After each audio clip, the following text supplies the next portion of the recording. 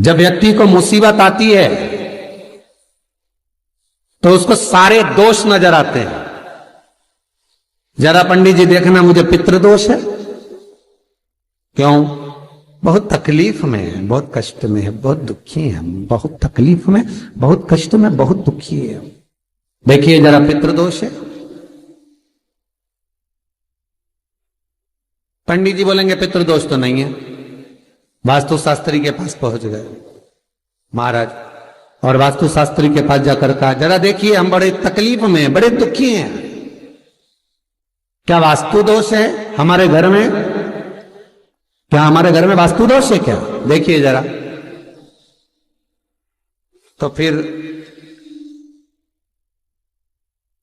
वास्तु शास्त्री ने कहा, घर में भी कोई वास्तु दोष नहीं। तो फिर इतना दुख काहे से है,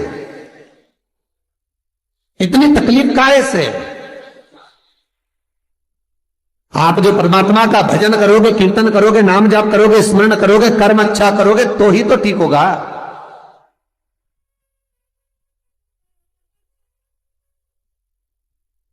महाराज जरा देखो, हमारे घर में कोई दोष तो नहीं है वास्तु का? वास्तु दोष नहीं है। अब पितृ दोष नहीं है, वास्तु दोष नहीं है, फिर का एक काम करो, हम बड़े तकलीफ में हैं, जरा हमारी जन्म पत्रिका देखो, जरा जन्म लग्न देखो, जन्म पत्रिका देखो, पत्रिका में तो दोष नहीं है। अरे भाई, जब व्यक्ति का मुसीबत का समय आता है, दुख का समय आता है, तकलीफ का समय आता है, तो वो पितृदोष देखता है, वो वास्तु दोष देखता है, वो पत्रिका में दोष देखता है कि कारण क्या है मुसीबत का।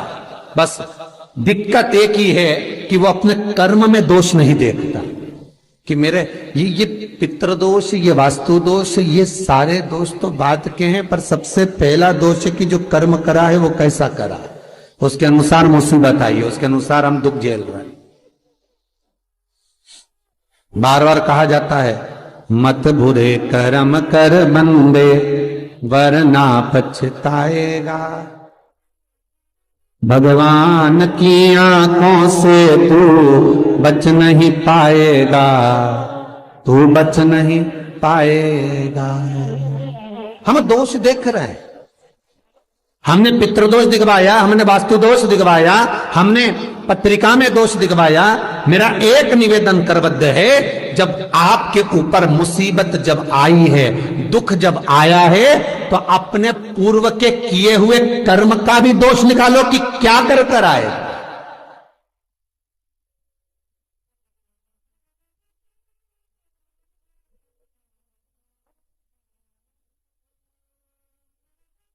पत्रिका दिखा करके बल्कि पत्रिका का दोष मत निकलवाइए, वास्तु का गलती निकालकर वास्तु का दोष ना निकलिए। महाराज अगर पितरों का भाव निकालकर पितरों का दोष ना निकालिए, पर एक दोष अपने भीतर भी है, वो कर्म का दोष है। कुछ अच्छा करा होगा तो भगवान आपके जीवन में थोड़ा तो सुख लिख ही देगा, थोड़ा सुख तो लिखेगा। और यदि बेकार कर्म किया है तो कहीं ना कहीं दुख तो उसने लिखा है कर्म का। मत बुरे कर्म कर बंदे वरना पछताएगा, भगवान की आंखों से तू बच नहीं पाएगा, तू बच नहीं पाएगा। अरे ओ अज्ञानी मत करना गानी। महाराज कर्म का दोष जरूर देखें, पितृदोष बाद में देखना, वास्तु दोष बाद में देखना, पत्रिका में दोष बाद में देखना, पहले अपने कर्म का दोष देखिए।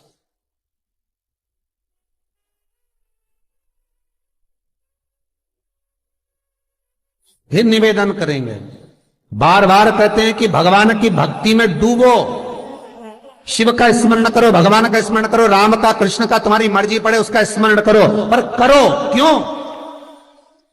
क्योंकि दुख, तकलीफ, कष्ट पत्रिका दिखाने से नहीं कटेगा, मकान के दरवाजे बदलने से, वॉशरूम बदलने से, पाइप बदलने से नहीं बदलेगा।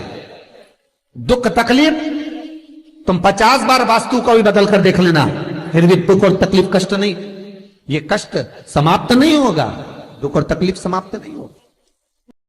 किसी से तुमने बेवकूफ बनाकर, मूर्ख बनाकर, किसी को व्यापार में, व्यवसाय में, कोई काम में किसी को मूर्ख बनाकर, बेवकूफ बनाकर, सीधा था समझ नहीं पाया, उससे तुमने 10,000, 20,000, 1 लाख, 2 लाख, 5 लाख, 10 लाख तुमने ले तो लिए और खुश भी हो गए कि मैंने उससे ले लिए।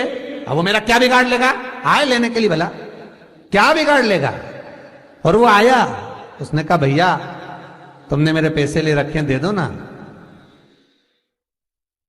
भैया उस समय पर जब मेरे पास था मैंने आपको दे दिया था, अब आपका काम हो गया ना, दे दो। अब आपके पास में पूंजी आ गई ना, दे दो।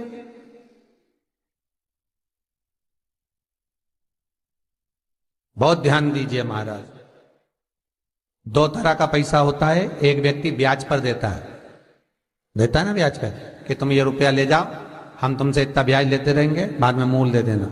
और एक व्यक्ति वो होता है जो अपनेपन से, प्रेम से, अपनी करुणाता से, अपनी पहचान से, अपने हृदय से, अपनी चित्तवृत्ति से, अपने दिल से जब प्रेम बढ़ जाता है, स्नेह बढ़ जाता है, तो कह देता ले जा 2 लाख, 4 लाख, 5 लाख, काम निकाल ले, बाद में दे देना।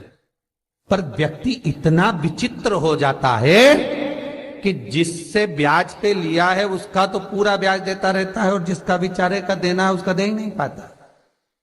और निवेदन है, जिसने तुम्हें मुसीबत में साथ दिया, तकलीफों में, कष्ट में तुम्हारे साथ दिया, सबसे पहले हाथ जोड़कर उसको निवेदन कर कर देना कि ये तेरा है भाई, ना जाने फिर जरूरत पड़ जाए तो तुझसे मिल तो जाएगा।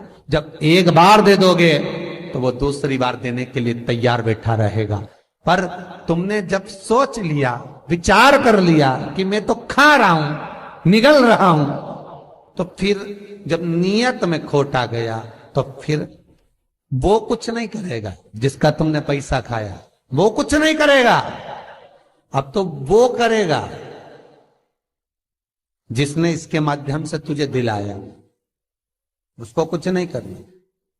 जब कष्ट पे कष्ट आया, दुख पर दुख आया, तकलीफ पर तकलीफ आई, सारी पत्रिका दिखा ली, पितृदोष की पूजन करा ली, वास्तु बदलवा लिया, सारे काम कर लिए, तो भी दुख नहीं मिटा।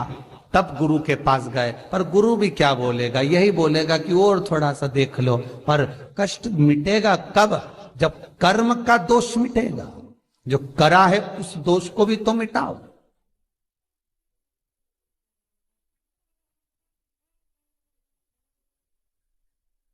विचार करना, पांडवों पर कितनी कितनी तकलीफ आई, कितनी तकलीफ आई पांडवों पर। लाक्षागृह में आग लग गई, पर भगवान किसी रूप में आकर बता दिए कि आग लगने वाली है, सुरंग बनवा दी, बाहर निकलवा दिया। दुख तो आया था ना। पूरे वन में जब तक पांडव रहे, तकलीफों पे तकलीफ भोगते रहे, हर बार तकलीफ सब भोगा। पर भगवान पर विश्वास था, क्योंकि माता कुंती ने कहा था कि कर्म के लेख को शिव काटता। भगवान ब्रह्मा उतना ही देंगे जितना तुम्हारी लेखनी में लिखा है, भगवान विष्णु उतना ही देंगे जितना तुम्हारे भाग्य में लिखा है। पर भगवान शंकर तो कुछ नहीं देखते, ना लेखनी, ना कर्म, ना भाग्य। उनका अपनाए दे दो, उठा के उठाओ दो। क्या सोचना, क्या विचारना, क्या करना, दे। फिर नहीं सोचा, फिर नहीं विचारा, वो तो केवल